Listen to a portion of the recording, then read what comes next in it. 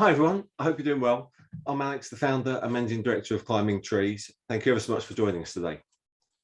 We've got a great lineup of marketeers, both agency and in-house, who'll be giving you a strong overview of purpose-driven marketing. We hope by the end of the session, you'll have a really clear understanding of what that is, why it's important, and the role that we in the marketing industry have to play. Before we start, I'd like to introduce our guests. We've got Mel from Greenpeace. We've got Fleury from Studio Republic and Gavin from Kyan. So, for me, the purpose that we focus on at Climbing Trees is climate change. The scale of the climate crisis is indisputable. You only have to turn on the news or flick through Facebook to be aware of some of the challenges we are facing. The really scary thing for me is, even if we became carbon neutral overnight, it would still take a generation for the positive effects for that change to be seen. So that's why Climbing Trees has a particular focus on green initiatives. We're on a journey to do everything that we can in our power to embed sustainable practices into the business. As part of our journey, we've made a decision to become BCorp certified. Certified B Corps are a relatively new kind of business, balancing profit with purpose and the planet. They want to build an inclusive and sustainable economy that works for everyone. This then sort of filters through to the kind of clients that we want to work with and the kind of conversations we hope to have with our clients. Some of our clients are from charities or from a sustainable and ethical background, but many are not. And as we have been on a journey to improve our practices, and we've still got a lot of work to do, so we want to work with clients and partners who share our ambition to change and do good, and to make a conscious decision to put purpose above solely making profit. I'm a strong believer that sustainable change lies in all our hands. We're not beholden to government and big business. The greatest opportunity to solve some of society's problems lies in business's hands. So my thinking is, if a small digital agency in a quaint Essex village can make an impact, then surely we all can. But purpose covers a lot more than just climate change. When we talk about purpose and building purpose-driven brands, we're talking about the full impact a company can have. From companies like Tony's Chocolonely, who are trying to tackle slave labour in the cocoa industry, to True Colours, the American brewery who are giving gang members a route from crime into work and mainstream society. And then obviously Patagonia, who are supporting grassroots groups tackling environmental problems. So, why should marketeers be at the forefront of change? To me, the answer is twofold. Firstly, marketing and communications are very often the only connection with the outside world that customers and clients have with our businesses. Without marketing, they wouldn't know about a company's initiatives. Consumers are more enlightened than ever before.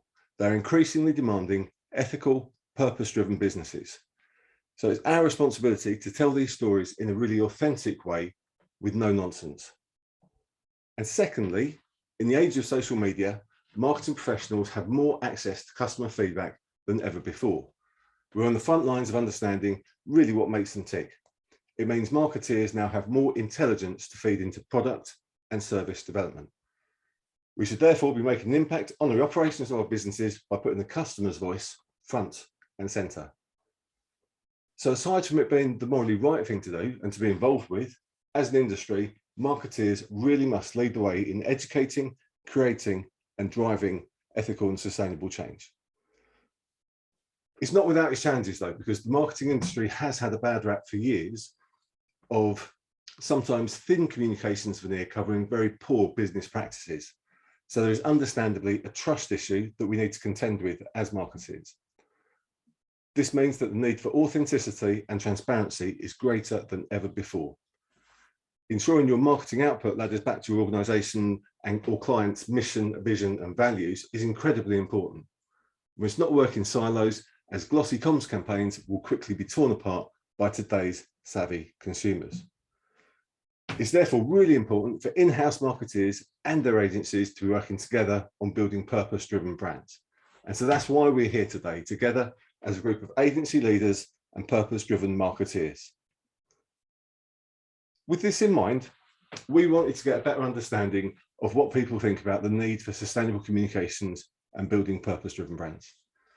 So we surveyed 250 senior agency leaders and in-house marketeers and can launch some of the findings of our research today. But before I reveal our findings, we wanted to take a pulse check of everyone that's joined us today so we can compare you against the wider marketing community. And we've got two questions we'd like to ask you.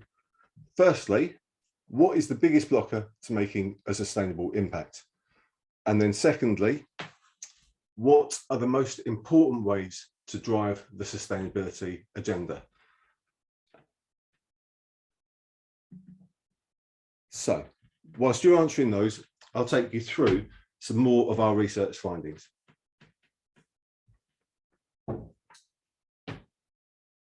So, clients are driving change. From the data that we've got, we can see that clients are driving the sustainable marketing agenda with their agencies. 46% of agency leaders said over 3/4 of their new business opportunities in the last year have requested ethical, social, or sustainable impact policies.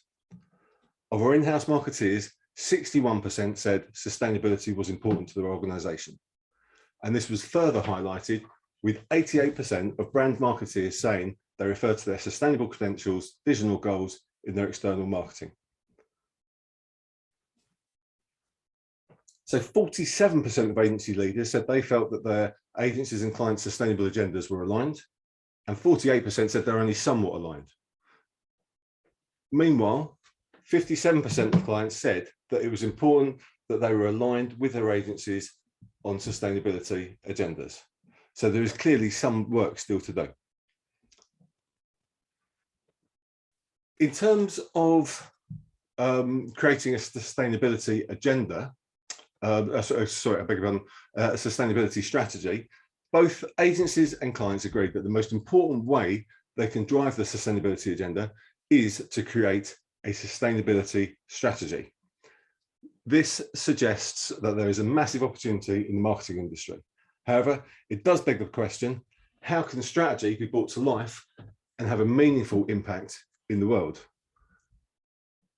And we can see from your answers that the number one thing that you guys think, everyone in the room today, was to create a sustainability strategy. So it's obvious that clients want more from their agencies. There's still a lot of work to be done to convince agencies to invest in accreditations like BCorp. Only 4% versus 12% of clients currently see this as an important way to drive the sustainability agenda. However, it's something that agencies really need to consider, with 28% of clients suggesting they only work with agencies that have accreditations to prove their sustainable and ethical practices. We can see that in-house marketeers putting a lot of reliance on agencies when it comes to driving sustainability. 35% only work with agencies with strong sustainability credentials, and 30% build sustainability into their agency briefs. And so again, there is a massive upside, a really great opportunity. However, only 4% consider sustainability at every touch point of their marketing, versus 11% that don't even consider it at all. This, to me, is the clearest indication of the size of the opportunity that we have to button down our processes and think about impact at every stage. So, what are the blockers to making sustainable impact? The results are in from a live poll, and I can see that budget constraints from people in the room were the biggest blocker to making a sustainable impact. And this is really interesting because, as we can see here from our research for both agencies and in-house, budget constraints were number one and number two reasons for blockers for both agencies and in-house. So getting top level buy-in to take action seems to be the main route to getting more action. So the most important ways to drive the sustainability agenda. These are some very top-line stats from our research, and we'll be releasing more in-depth information over the coming weeks. However, we've got some top-line recommendations which we really hope that you'll find useful. Agencies need to be educated on the merits of BCorp and other accreditations, as clients consider these really important factors when procuring marketing services. Clients need to not be overly reliant on agencies to drive their sustainability agenda. Instead, they need to consider their own goals and how an agency can help them achieve them. With this comes the need for internal marketing departments to be closer to their business goal setting so that they can better reflect the sustainable mission, vision, and values of their business. Both agencies and clients need to spend time creating sustainable strategies, but it'll be important to consider how these will be implemented to have long-term impact. Marketeers need to be more aware of the digital carbon footprint and make strides to try and mitigate and reduce these. And then finally, agency and company leaders need to free up budget and shift the mindset to make an impact when it comes to driving purpose-led approach to marketing. However, marketeers have a role to educate their leaders and apportion available marketing budget to allow for purpose-led initiatives. So, we could talk about this research all day, but we really don't have time for that. And so now it's my great pleasure to introduce you to Mal Chadwick. Mal is the web editor at Greenpeace who we work with on their Google Ads grant account. And he's going to talk you through today how the charity balances their sustainable marketing practices in line with their values and mission. Over to you, Mal. Thank you, Alex. Hi, everyone. Yeah, my name is Mal. I've been working for Greenpeace for about 5 years now. I came in originally as a digital campaigner, which basically means you work on one campaign at a time and do all of the digital outputs on multiple platforms. So that means I worked on everything from tuna to nuclear power to oil drilling to whaling, a whole range of different things. And then last year, in fact, on the day that the UK first went into lockdown, I went into a new role as website editor, which is basically the opposite. So I now work on multiple campaigns and projects, but on a single platform, which, yeah, it means, I suppose, I've got a good sort of overview of how Greenpeace sort of runs its communications and the kinds of challenges that we run into. Just bear with me 1 second, sorry. Yeah, so obviously Greenpeace is sort of the definition of a purpose-driven brand. It was set up originally to oppose a nuclear test and then evolved into a kind of organization advocating for environment and peace all over the world. And so I suppose you might think that doing communications there, that the organization's values and its purpose would naturally shine through in the work itself. You know, we're choosing our project for our purpose. And that's definitely true to an extent. But I think as all of the recent controversies around Facebook and any number of other bits of news that you could choose have sort of re-highlighted, the practice of mass communication, it has its own ethical pitfalls that are just inherent in what we're doing. And so in order to be true to our values and to sort of honor those in our communications, we're trying to navigate those pitfalls with integrity. And of course, we're trying to do that without compromising our impact as well, which I guess in the commercial space, as Alex was saying, that's also the ability to be able to profit alongside pursuing your purpose. So we're rightly held to a high standard by the public and by our supporters. And so over time, we've developed a few principles, I suppose, that guide our marketing work. So we're by no means perfect on any of these measures, but they're kind of a touch point, I suppose. They're an expression of our best instincts, first of all, and also sort of measure that we use to hold ourselves accountable and also to each other. Frankie, would you be able to just advance a couple of slides for me? Brilliant. So yeah, honoring our values in the practice as well as the content of communication. So first of all, we're thinking about framing. So when we're first picking up a campaign, when we're looking at a new issue, we have to make the decision, a whole set of decisions on how we're going to define it. Who are the main characters? Who are the heroes and the villains? Who's the supporting cast? What's the nature of the problem? What do the solutions look like? All of those kinds of things. They're really important in the effectiveness of our marketing, but also in the sort of integrity with which we're pursuing it. So in the environmental space, often what this can come down to is whether you're putting humans or wildlife at the forefront of your campaign. Obviously, animals and nature don't have the same sort of political baggage and complexity as human communities and human lives.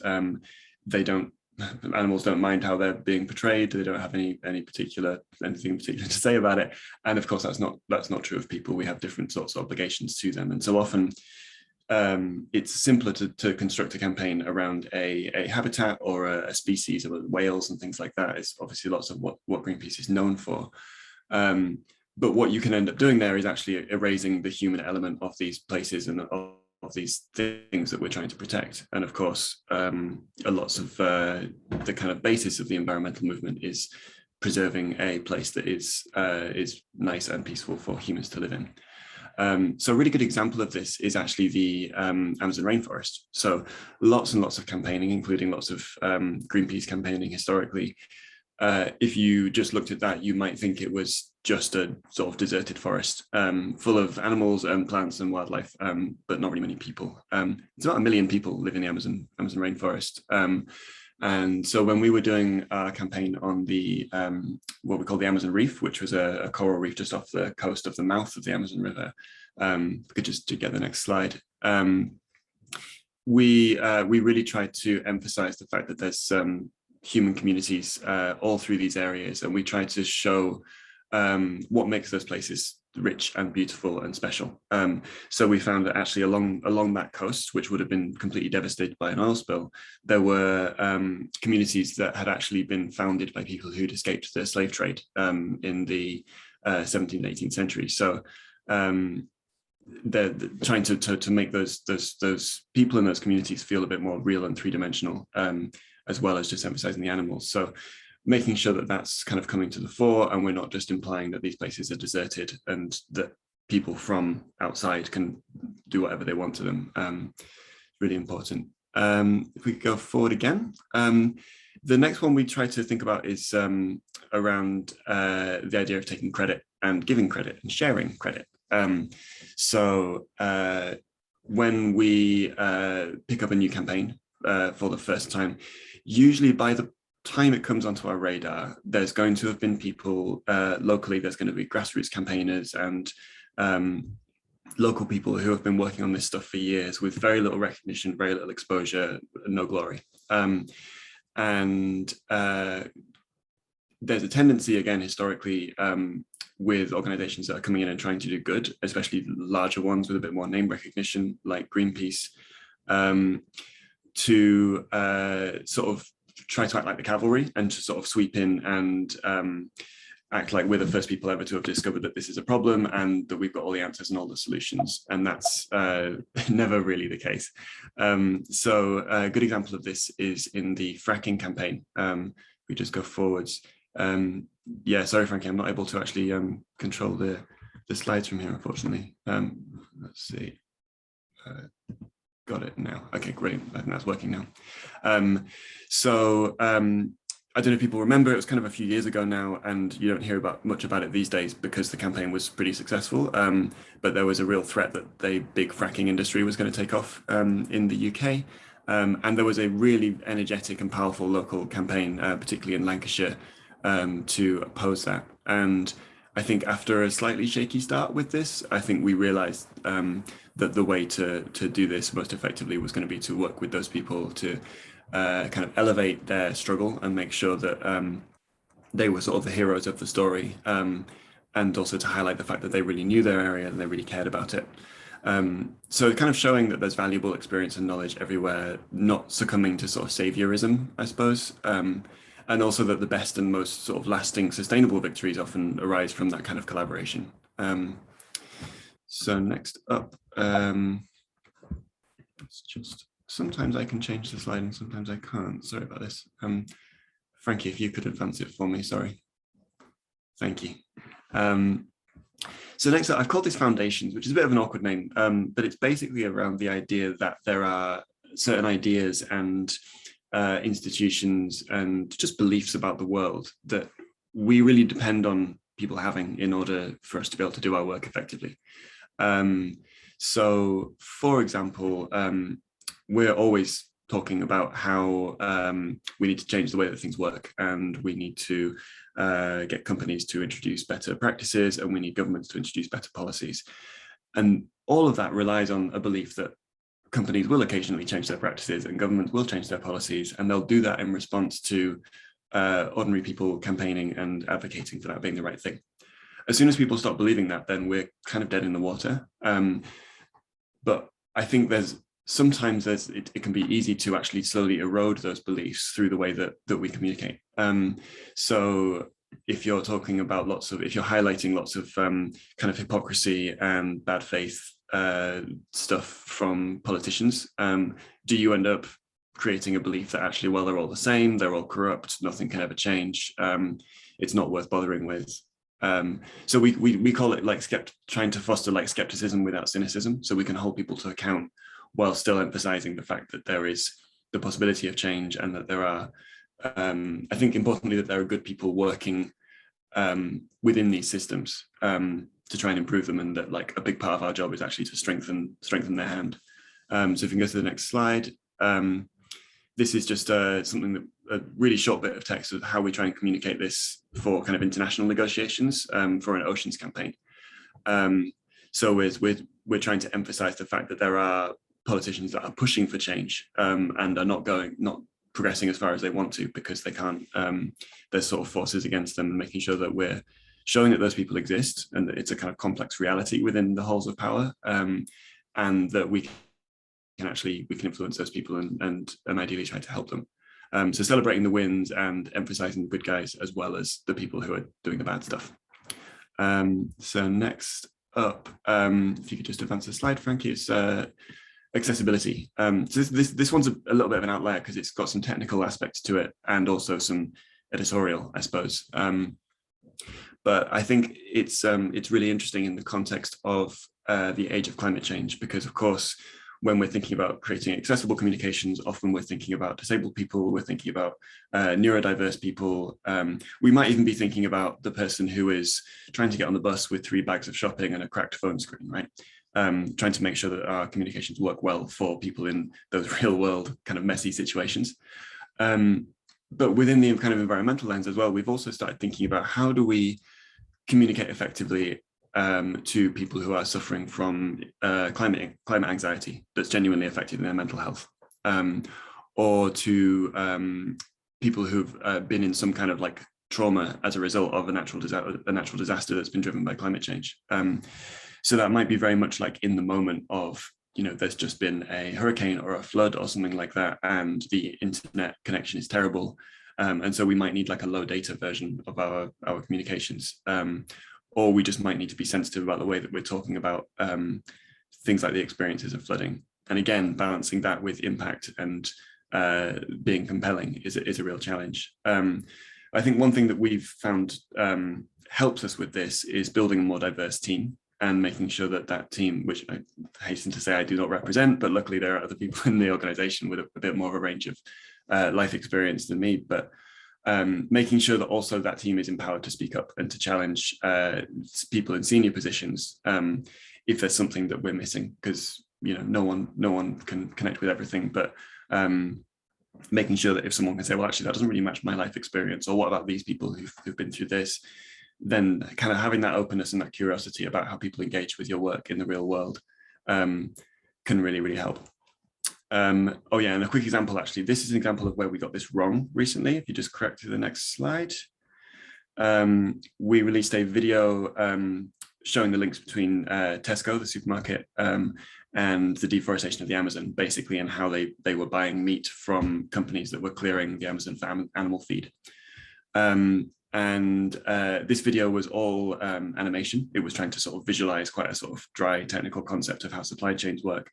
And we realized in response to some feedback from a supporter that if you had a visual impairment and you were relying on a screen reader, there was really no way for the message of this video to come across, because there's no speech in it, so there's no subtitles or any captions.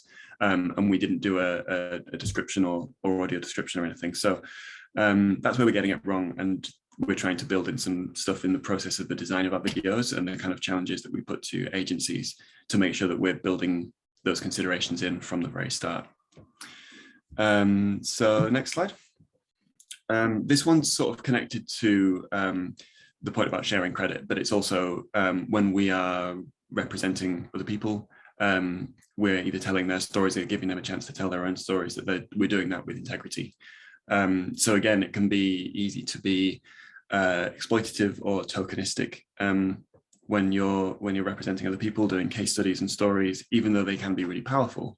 And one way that we've sort of found really works well to kind of get around that, and also leads to more effective communications, is to build proper relationships over the long term, rather than trying to rope people in at the very last minute. So the kinds of like pitfalls that we might encounter there are like, if we're trying to highlight the impacts of climate change, I think it's very easy to depict the people who are affected by climate change, particularly in poorer countries, as just being victims without any agency, and that things are just happening to them and it's up to us to save them. And obviously that narrative is both unhelpful and also false, because often the people in those places are the ones that are fighting the hardest for their own survival. And we need to make sure that we're representing that and telling those stories, as well as showing what's at risk. So in the next slide, this is actually a really helpfully recent example. So on Monday, we sailed up the River Clyde on our ship, the Rainbow Warrior, with 4 activists from the Youth Climate Strike movement, who all represent countries from the most affected countries by climate change. So we have people on from Namibia, Uganda, Mexico and Bangladesh in this case. And we really made these guys the focus of the story. We'd worked with them for several months in advance, and we've been working with the climate strike movement for much longer to try to make sure that we can pretty much get to the point where we can sort of pass over the microphone to them and allow them to tell their story, and give them literally a platform in the form of our ship to get their message across. And the kind of like the sort of trust and rapport that we've built up over time means that we were able to do that, I think, really effectively, and slightly change the normal narrative that you get around the global climate negotiations. So next up, final slide. This is, again, another one which kind of has, I guess, technical and editorial implications, but this is really around the platforms that we rely on to get our message out there. So particularly sort of email and social media, I think, are the strongest examples of this. How are we making sure that those platforms, we're doing whatever we can do to make sure that those platforms are healthy? So good examples of where this can sort of fall down is in, for example, email. If you're sending out 15 emails a week and they've all got incredibly like urgent, scary subject lines, then eventually, if people are getting that from 10 other organizations and a bunch of online shops at the same time, they're just going to give up on their inbox eventually. And then we've then lost the ability to communicate via email through those people. So, and then likewise with social media, obviously it's a huge ecosystem, and there's only so much that we can do as a single organization to influence the direction it goes, but trying to make sure that, we're not polluting the well that we're drinking from. And in particular, making sure that the subject lines that we're putting through aren't, and the messages that we're putting through aren't actively making people dread opening their inbox. One thing that we saw a lot, particularly around the sort of the early months of the pandemic, were subject lines that were from other organizations, I hasten to say, from subject lines that would read like they were from a bank or a business that implied that you were in some sort of financial trouble, or that read like they were from a friend who was angry with you, that you'd done something wrong. So it was things like, "We need to talk," or like, "About your account," and stuff like that. And as you might expect, those emails get incredibly high open rates because everyone goes, "Oh my God, what's this? I need to check right now." And then they find, it's an email about sale or signing a petition or whatever. So making sure we're trying to avoid those sorts of things, and sort of just doing our part to make sure that all the work we've put in to build up, an audience on email and on social media doesn't end up being thrown away as those platforms become sort of unusable. So actually, I guess the way to think about that really is that we're bringing a sort of a sustainability or a resource management lens to our behavior on those platforms, and making sure in particular that the incentives that we've got don't drive people, the kind of individual content creators, to do unethical things in pursuit of, you know, trying to get ever increasing open rates and stuff like that. So those are my six principles, and I think sort of grappling with these over time has been really, really difficult, but also really fun. I think part of what makes marketing and communications such a great field to work in is that you're constantly doing creative problem solving, and adding the ethical dimension and those sorts of imperatives mean that you've got lots more kinds of problems to solve and the opportunity to potentially do something new. Because, you know, if for example, all of the stories and narratives that we've been given since we were kids are all about, you know, individual heroes coming in and saving the day, and we've got an opportunity to build a narrative about you know, a group of people collaborating to make the world better, then that's really exciting. It's a big opportunity.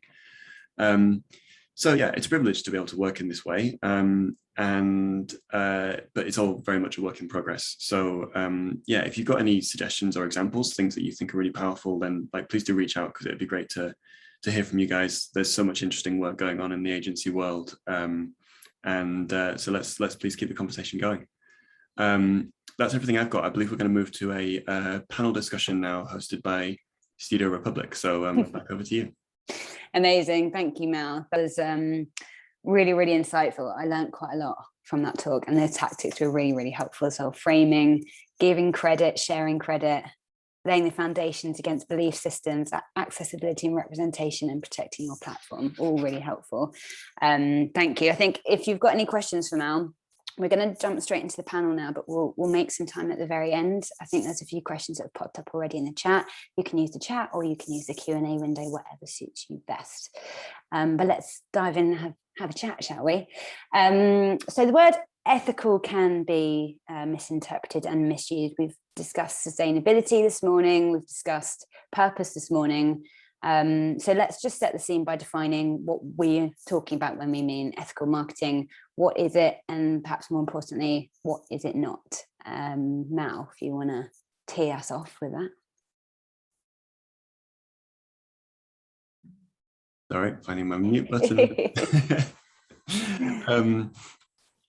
Yeah, I think for me, it's two things. I think first of all, it's about being genuinely committed to your principles. And I think that when this is the case, it will sort of naturally shine through in the way that that you communicate.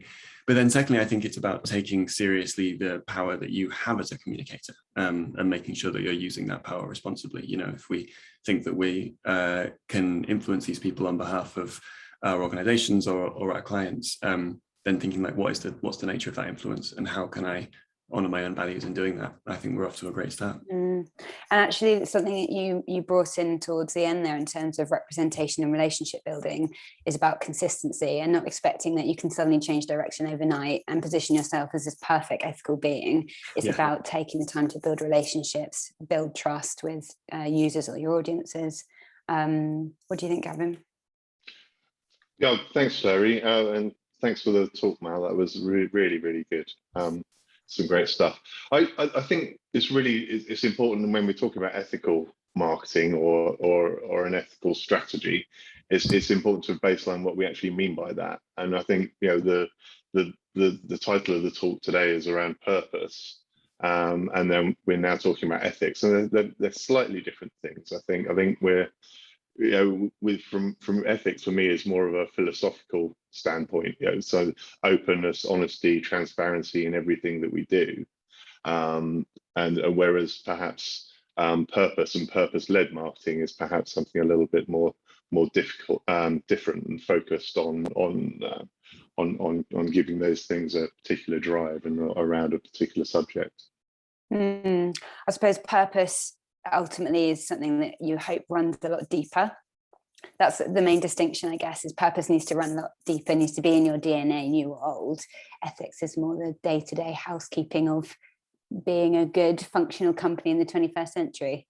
Exactly, and then we're getting into the realms of business ethics on top of marketing ethics, which, as you say, runs deeper. And I think both tracks run parallel, certainly for our business. The way that we operate as a business is the way that we talk about ourselves, and the way that we present ourselves to the wider world. And I think if we accept that something's wrong, like gender imbalance or carbon emissions, then that accepted way of doing things in terms of business as usual is almost becomes unethical. And so the ethical thing to do is to actually do something different that actually tries to mitigate that issue.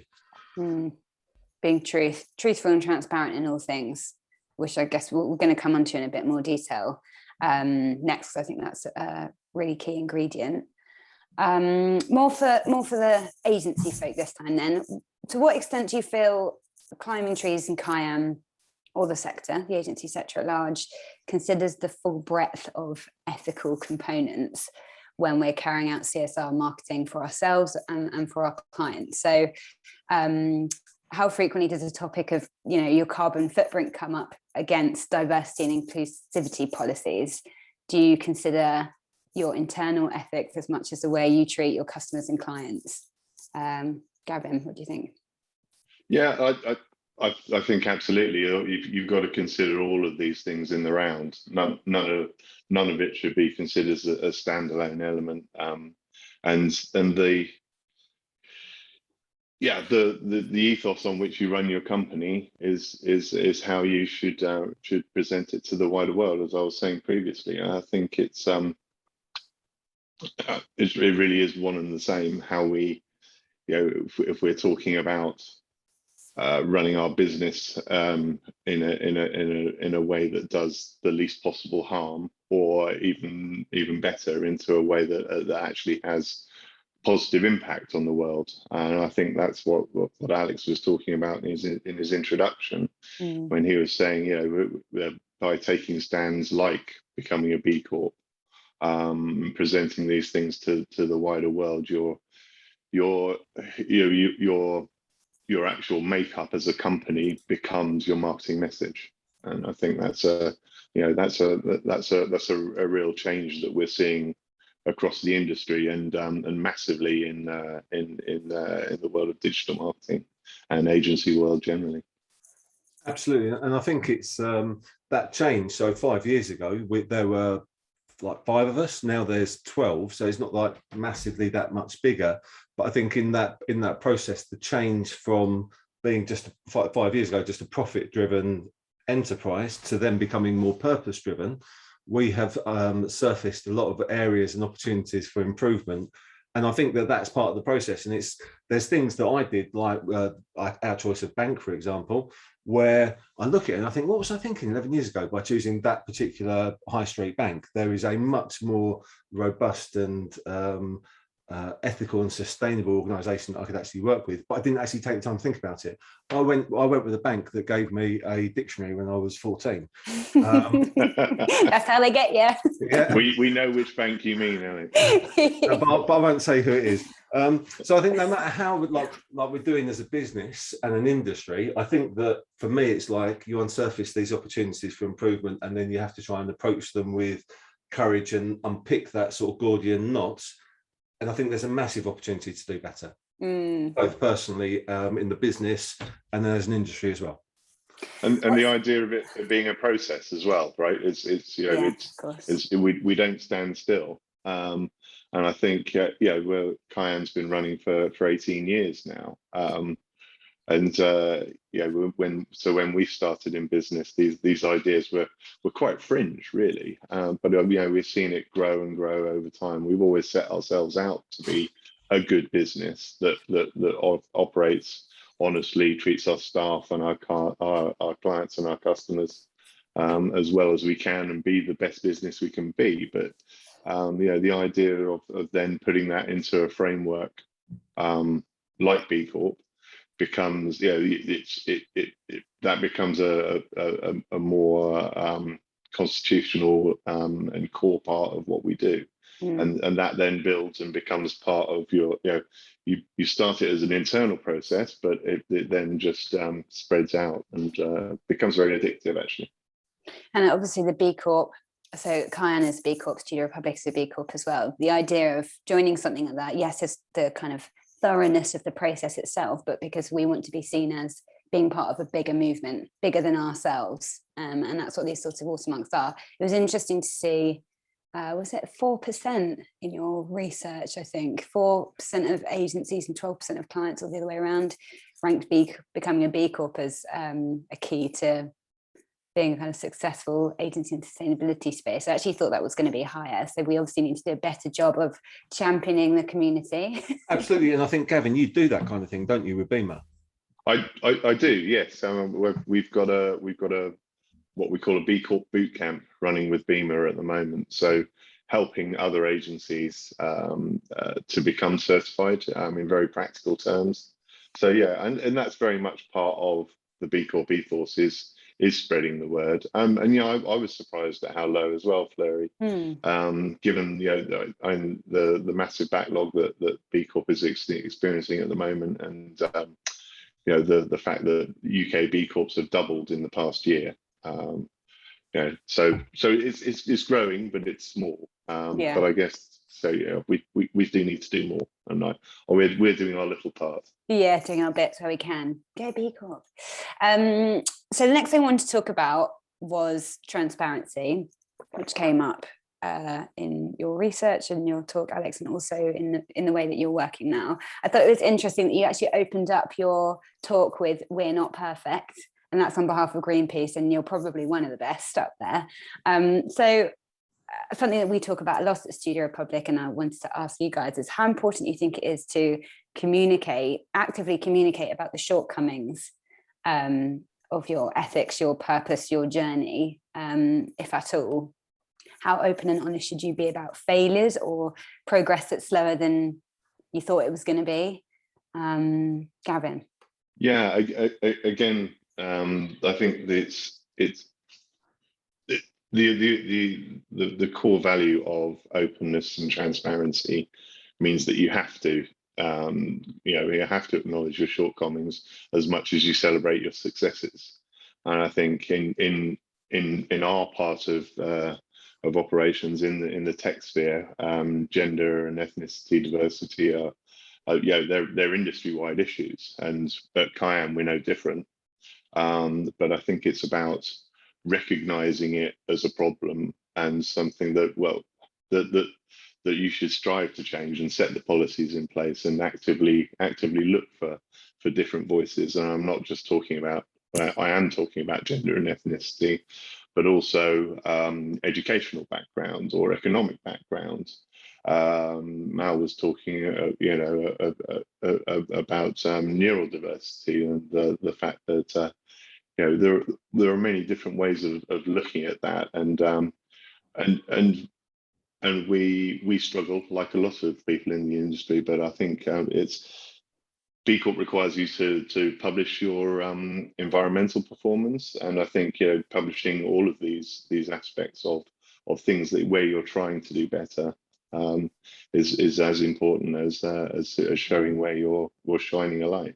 As just a bit of anecdotal evidence, so part of what we have to do as B Corp is obviously an impact report.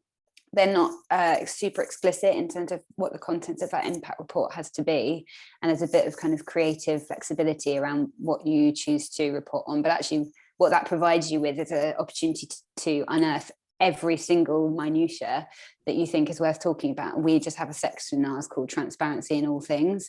We identify all the things that have influenced us in that year, of which the last couple of years have been very influential. And then now that's something that we're going to track every year. And again, same for us is gender diversity, neurodiversity, and having lived experience in our agency that mirrors the clients and the audiences of the clients that we want to appeal to as well.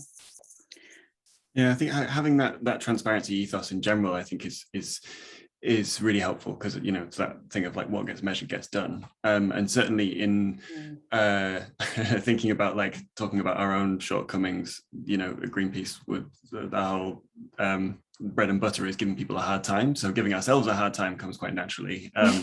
But also we, from a campaigning point of view, if I'm thinking about the way that we engage with companies that you know have some kind of issue around like deforestation or ocean protection or something like that, we really see the openness about those shortcomings and where people feel like they've fallen short on their aspirations as really being a sign of good faith and a sign of commitment to those principles. Because actually, if you're just making a commitment and then either just not talking about it at all or only showcasing the stuff that's gone right, it sort of suggests that you're probably not as engaged with the messy reality of this stuff as you could be.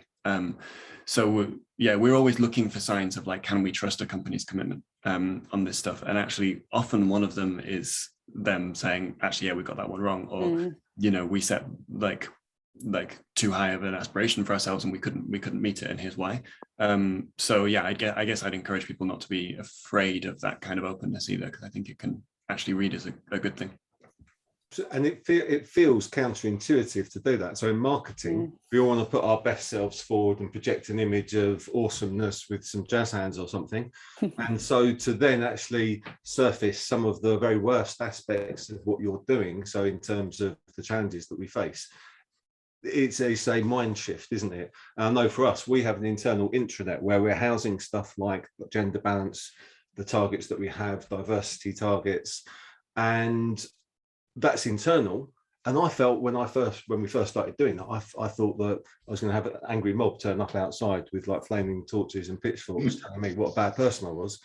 And that hasn't happened yet, thankfully. But then we're having our website redesigned at the moment, and so we're thinking about how we can then actually share that information publicly, because there's a sort of level of authenticity. So it's almost like, this is where we're at, these are our targets, and then we update that on an annual basis going forward.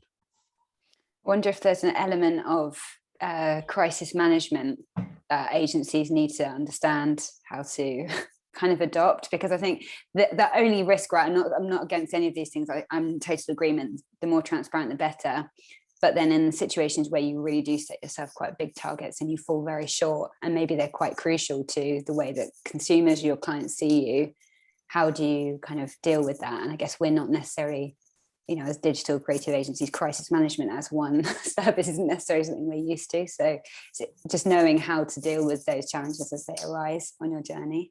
And maybe there's something from the agency side as well. If you're working with a company that wants to set a big target and to communicate it as a sort of a positive commitment, to say, okay, well, look, we can only communicate this effectively to you if we know that you've got a substantial plan to meet it. Because that's always the thing that we pick up on at Greenpeace is people will say, well, we're going to reduce this by 40% in the next 5 years. We say, well, that's great, but how? And like often that's the thing that's missing. And when you do that, then that's often where you fall short. So I guess, you know, if you're seeing that kind of thing time and time again with clients or with peers in the industry, then picking up on that at the sort of that initial stage is probably quite a helpful intervention. Or a planning stage.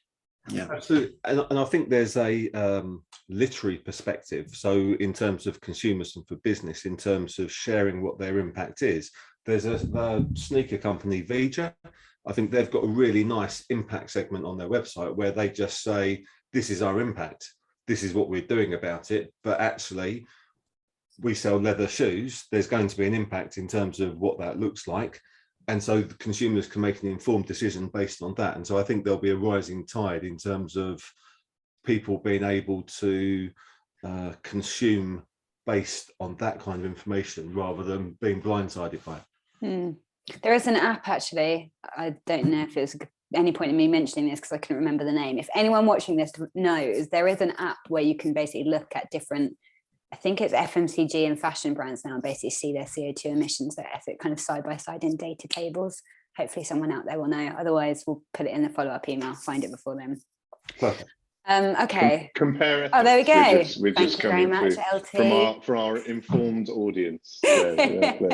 Yeah, I think Allbirds, the BCorp shoe brand, shoe and fashion brand, have now actually started putting carbon stamps on their clothing to tell you how much an individual, what the carbon cost of producing an individual set of tracky bums or a hoodie was. So yeah, it is interesting to see these things being baselined, and then hopefully the next time that they produce that thing, it will have a lower carbon cost. And they become educational institutions in the process. Oatly did the Show Us Your Numbers campaign, huge billboards all over the place showing their CO2 emissions per carton, asking other products in the similar space to do it. And actually, I don't know what those numbers mean. It doesn't necessarily make sense to me as a consumer, but I know it's important to understand those things, and it kind of sets you on a journey to want to look into those things a bit more, I think, in the process. Yeah. So that's externalizing internal stuff as external messaging again, just what we were talking about previously. Actually. Yeah, and it working, and probably putting that stuff up. As Mal said, that's down to them doing really thorough planning to make sure that what they set out with is gonna work and not gonna come back to bite them in the end, I think. Yeah, sure. So for agencies, the ability to be seen as ethical is largely determined by the clients that we work with. What are the names that we throw up on our logos page on our website? How single-minded should ethical agencies like ours be when selecting clients, and vice versa? Alex, you want to go first? So historically, we haven't been as a business. So we haven't had, if someone wanted to pay us and we could deliver based on their targets, historically we would have done that. We wouldn't have, I don't know. We had an inquiry from a high interest consumer goods brand once, which we chose not to work with. And so we haven't just let anyone in. It's not like we're working with people that do horrific things or anything like that. But I think we haven't had any internal processes. I think that's the point I'm getting to. And so we have gone through the process of canvassing our team's opinion. And so we've got a survey. So would you work on a high interest account where a carbon emitter or someone that has supply chain issues with child labour and all of these kind of things? And we're drawing that into, and there's quite varying views as well, in terms of people have difference of opinion, in terms of some people are quite comfortable working with a sausage company, whereas other people wouldn't feel comfortable because they're vegan. And so I think that what that then puts to me a challenge of then saying, this is our company framework. And then I run and work on all our new business internally. So I would then benchmark all new business inquiries against that. And so I think we're in the process of doing something, but I think part of it is, I don't think we're ever only going to work with sustainable, ethical or purpose-driven companies. But I think what we're open to is having those conversations with companies that aren't. Doing more of them. And actually that is quite a challenge in itself, Alex, navigating 12, 15 different people's view of what is ethical and trying to find a happy place in the middle. And I think thankfully we're not a democracy, it's a benevolent dictatorship. Yeah. And so I can just say, this is what we're doing. Yeah. And then scale that up and do it with 50 people like us, and then scale it up again to do it with a global agency brand, and who someone like Media Amongst or S4C Capital, who got 81 different territories worldwide, different entities worldwide, but they're striving to become B Corp. Are they going to canvass all of their staff on which accounts they work on? It's there are levels here, and I think this is where leadership does come into it.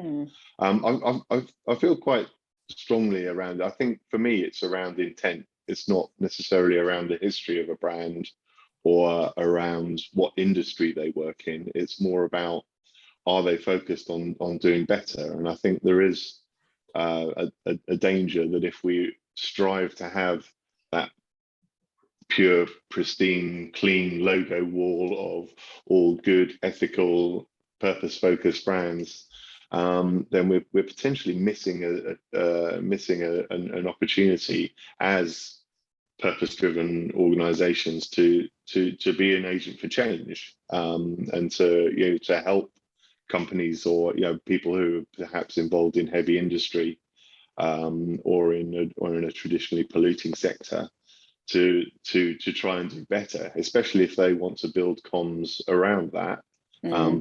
But obviously we're then into the realms of beware greenwashing, beware purpose washing. And it is a minefield, but I just want to avoid that only preaching to the choir, talking in our little sustainable purpose-driven echo chamber. So it's something we need to look out for. I would be actually interested for Mal's opinion on this, as someone who kind of is seen to fight against such organisations. Do you think there is a key role for agencies to play in bringing these sorts of brands to the table? I mean, I guess we're talking about the obvious oil companies and things like that. Should we bring them to the table because we might be able to change their ways? Yeah, it's interesting. I suppose I would like the campaigner in me wants to think about this in terms of power balance, right? Like if you're working with a particular subsection of an enormous multinational corporation that has a particular like focus for its business model or strategy, like I think realistically your chances of being able to meaningfully influence their overall direction, and I think for something like a fossil fuel company, like it's the overall direction that's the problem. It's not that they're leaving the lights on the oil rig, it's the fact that they're building more oil rigs. So I think with something like that, I think knowing what you want to happen when they get to the table and what you can realistically expect from that is key. Whereas I think if you're working with a smaller organization, I think they're more able to change. They're more kind of receptive to influence from kind of like maybe through like more informal channels, like an agency relationship or something like that. And if there's someone again thinking about like the good people within the process, even if that company is sort of neutral or maybe not great, actually if you can really inspire someone who already wants to do the right thing to push harder for it, then that might be well worth doing. But I'd be a bit skeptical with someone like BP, where it's just a bit of a juggernaut, like there's not preaching to the choir, but also like, I don't want to say preaching to the devil, but like there are some people who probably can't be swayed, right? Let's just put it that way. Fair enough. Yeah, I think I just say think about that the power that you have to influence the people you're talking to.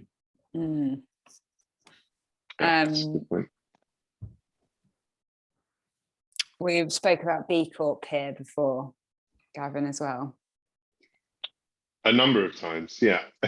Sorry. In terms of BCorp being a signifier here for but not being kind of restrictive in terms of saying thou shalt not work with. Yeah. Oh, yeah. Absolutely. I mean, I attended a BCorp event where they where the actual the idea of in fact the oil company we were just discussing. Then BP were named and said that one of the founder BCorp agencies said, the day that BP tries to become a BCorp, I'm out. This is getting too much. Whereas actually, one of the actual B leader there said, well, if BP wants to try to become a BCorp, then bring it on, because at least we're trying. I could never see them making it because of, as Mal was saying, the core of the industry is against too many of the principles. But at least if we can have that conversation and we can try to bring people forward, then that sometimes that's enough. But I do take Mal's point that you need to look at it in terms of scale and how much influence you can actually have on that, and maybe for smaller agencies like ourselves, fishing in our smaller pond and dealing with more SME clients, we can make a real difference there. Yeah, at scale. Okay, so where does the responsibility lie to advise on and push an ethical agenda? Again, coming back to your research, Alex, you stated there was a bit of an over-reliance on agencies from an ethical standpoint to try and move them forward, where really the drive should be coming from them internally. Is it agencies, is it clients, is it consumers at the end of the day, or the government? Whose responsibility is it? What do you think? So I think it's personal responsibility, and so it's about looking at what you have influence over. And so as a person and as a business owner, I can influence how I do things personally and how things are run within the business. And so it's down to each individual to try and do their part. The polemic in terms of, oh, it should be this or that, or it should be the government, or it should be big business. I just sort of think there's all that stuff you're powerless over. But I can buy a better car, or I can choose to not go on long haul flights, and we historically used to take the team away with some cheap EasyJet flights to a fantastic city in Europe. And having been through the BCorp application process and then looked at the carbon emissions of that decision as a team, I know my team really want to go on a really nice European trip next year. And so I'm sort of thinking about Eurostar, which is probably about 8 times the cost. However, and so it's, you know, I don't really know what I'm saying. So it's affecting what you have power over, I think. Gavin?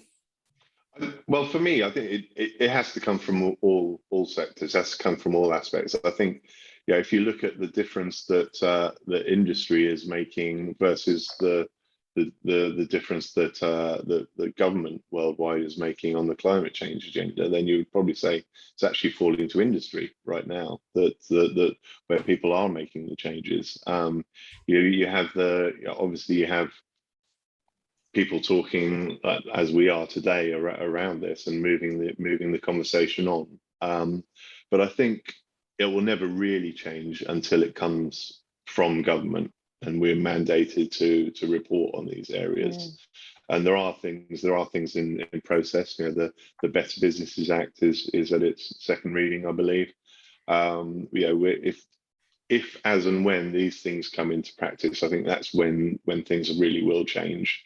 It's a bit like the seatbelts rule. It's a bit like anti-smoking. It's only when you actually see legislation that you see that significant change, and it's not just people who are voluntarily focused on it like we are, that is actually required. So bring on the Better Businesses Act, I say.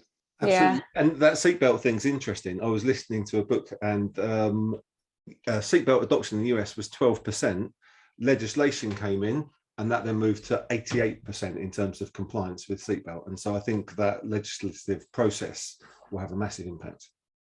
I do think, just as an example of a kind of business level of influence, a chap called Cephas Williams, based here in the UK, he started the Black British Network. I don't know if you would have seen him before.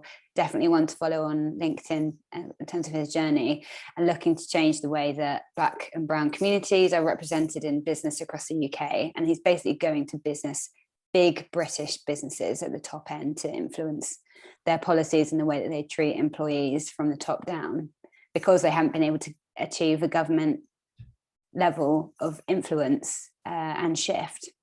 So I think kind of what we're saying is every single level of this structure has a role, has a component, and we just have to influence, based on what we have in our remit. If we're not going into politics, maybe, we can go and we can sign petitions and we can take to the streets, but that's kind of where our influence is limited. But when we run our own business and we talk to clients, that is kind of our opportunity to change things in our day to day. Mal, did you have anything to add? Yeah, I suppose building on what people said before, like the existence of things like BCorp and indeed organizations like Greenpeace is sort of a sign that the people with the most power to act have failed to act as much as they would. So, in a perfect world, you wouldn't need Greenpeace and you wouldn't need BCorps, because everyone would be at that level already. Yeah, I think generally, like, the more power you have, the greater your responsibility. Like Greenpeace often gets some criticism, I think, because when we run a campaign on a particular issue, we will single out one company that's doing this particular bad thing, and they might not even be the worst company, but they might be the market leader. And so we hold them more responsible, because we think that if they change, then that will have a ripple effect across the industry. Thinking about those sort of those power dynamics and who has the most ability to make change, and then sort of the responsibility flowing from there. But in this imperfect world that we have, I think there's always going to be a role for leaders in the vanguard and people kind of showing what's possible, and showing governments that you can incorporate these rules and like raise the floor of what's permitted, and the sky won't fall. So I think it's actually a really powerful role to play. Deep. It's getting deep, isn't it? It's difficult not to, the subjects like this. So on my invisible watch isn't here. We've got about 10 minutes left. If you've got any questions for Mal or Alex or Gavin or me or any of the above, please put them in the chat now. I wonder if it's worth us just having one more conversational point and then maybe we can come back, or maybe we've got a question. What do you think, Alex? Yeah, either. There's a couple of good questions in there. Yeah, okay, let's jump into some questions. We've got other bits that we can come back to at the end. Perfect. So we have a question. Are there any top tactical recommendations you can give to in-house marketeers to help us be more sustainable? That's a big one. Anyone want to take that one? And so I guess looking at the full sort of marketing sort of schedule, from creative to like media execution to messaging to like all the way through the line, you can produce an audit trail where you start benchmarking. Well, actually, if I do a radio ad versus a newspaper ad, what is the impact of that? If I do, if I run some ads on Twitter or Facebook, what is the actual impact of that? And you can start then sort of looking at the component parts and making decisions based on that data there. We're trying to model something at the moment where we either offset for our clients or producers a line item the carbon impact of a campaign running Google ads or Facebook ads or Twitter ads, but trying to actually surface the data in terms of the carbon emissions of one Google search is quite tricky. So I think it is like producing that audit, trying to collate some data together, and then taking action based on that data.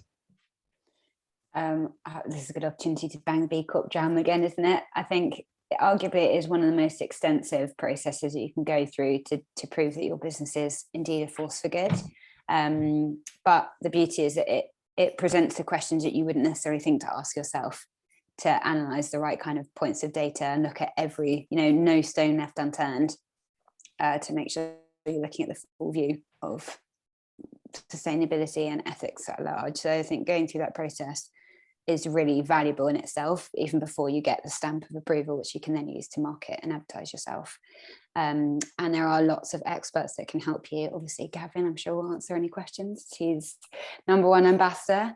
But there are B leaders who are basically sustainability professionals whose purpose is to help you navigate that process and gather the right data as well. So there are lots of people out there that can help you with resources. Yeah, there is a lot of help out there. I can't think of specific marketing resources off my head, but I think, like Fleury said, I think going through, looking at your internal processes and just establishing what does your internal ethical marketing policy look like. There's plenty of examples online where you can see what other people are doing, but at the end of the day, this is something that is subjective to individuals and organizations, and you need to arrive at a consensus what ethics and sustainability means to you as an organization. It's not what someone else has provided, and BCorp does a good way of doing that, in as much as it gives the framework for you to discover the areas of strength and weakness in your business. And I think if you apply that same process to how you approach your marketing, you will come up with a lot of the answers yourselves. Just with that baseline of openness, consistency, transparency in all things, I think you'll come to it. But yeah. And just really quickly, Alex, a final point would just be to go and have a look at other BCorp impact reports, because from a creative standpoint, a reporting standpoint, and to look at the way that they report on information, I think that's give you a good breadth really quickly, and something that you can get access to. Yeah, the Forster Communications, they're a founding BCorp, and the impact reports they produce are a good baseline to think about. So that's one resource for you. Perfect. I've got one final question, and it's made my stomach turn. And so it's a really good question. So thank you, Samantha. So can you talk about the ethics of advertising on Facebook and Google? with so few viable alternatives, is there a way to offset supporting these companies? So over to you guys. Yeah, definitely one for you, Alex. So because of the market share that they have, it's their assets and liabilities, or pros and cons, whichever way you want to look at it, working with them. So it's about making an informed decision. And what Facebook and Google have done is democratized the reach of advertising online for businesses from small to large enterprises. And so obviously there are liabilities which we're all probably fully aware of with both platforms, but I think there is, like Google, they have their Google Ads Grants program where they give billions to charities globally. And so in terms of being able to, like, in terms of alternatives, there are very, very few. So an alternative to Facebook, I think there's been a few that have been started up over the years, but none have really gained traction. Alternatives like Google have 88% of searches in the UK, I think 92% of searches globally. So they are this monopolistic power like behemoth. There are alternatives like Ecosia that try and plant trees, but they take a feed from, I believe it's Google or Bing, and then sync their search results. So it's almost like everything tracks back to Google. There is a privacy-based alternative called DuckDuckGo, which I'm a particular favorite of. So it doesn't track searches and that kind of stuff. It's just the search results are search results, and there's no user behavior that followed through. So it is, it is tricky. The whole thing is tricky. And I think with both organizations, both Facebook and Google, they have gone to great strides to make sure that they are like mitigating carbon emissions, that they are carbon neutral, that they do have renewable energy in their sort of stack and that kind of thing. So it's probably an imperfect situation, I guess. Yeah, I think maybe one thing that we sort of come round to, I suppose, at Greenpeace is that if you're going to do genuinely mainstream mass communication, then to some extent you're always going to be making some ethical compromises, right? Like, and this is not a new problem. You know, anyone who's pitching stories to the press, similarly, you know, you're probably going to be dealing with organizations that on the one hand are like campaigning against the stuff that you want to happen, and if you can get a story in there, then maybe you see that as being worthwhile.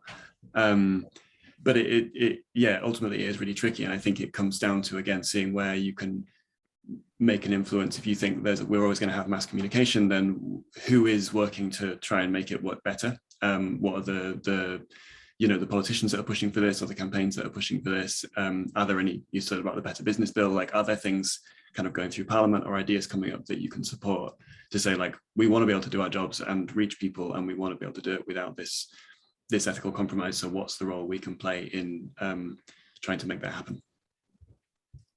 Perfect. All right, so that's Bob on 10 o'clock. So I'll wrap us up. So thank you everyone for joining us today, especially our panelists, Mal, Fleury and Gavin. I really appreciate your input and knowledge, and really enjoyed the discussion. I hope you all will leave today with a broader overview of ethical marketing and take something practical away that you can implement in your businesses. We'll be in touch over the coming weeks with more detail about our research. But if you'd like to discuss anything, please just reach out to any of today's panelists.